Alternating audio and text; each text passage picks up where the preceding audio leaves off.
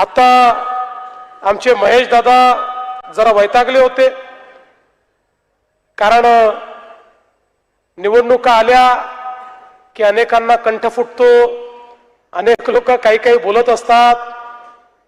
पण दादा एक लक्षात ठेवा, परिंदे को मिलेगी मंजिल एक दिन, ये उनके फैरे हुए पंख बोलते हैं.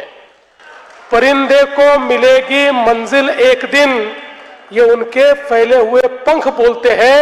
और वही लोग रहते हैं खामोश अक्सर, जमाने में जिनके हुनर बोलते हैं. आपलं काम बोलतंय आणि त्या कामामुळेच हा वैताग आहे.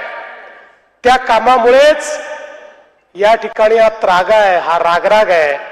जरा समजून घ्या दादा. ते रागवले म्हणून तुम्ही रागवू नका. तुम्ही काम केलं, तुम्ही फक्त काम सांगा.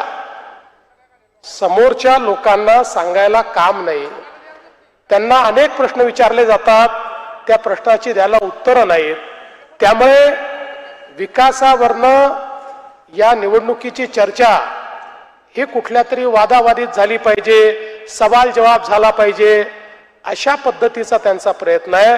त्यामुळे इतकं मोठं काम या पिंपरी चिंचवडमध्ये आपण केलं आहे की मला असं वाटतं की नुसतं ते काम आपण जर या ठिकाणी सांगितलं तरी देखील कोणालाही उत्तर देण्याची वेळ ही या ठिकाणी आपल्याला येणार नाही. आणि मला विश्वास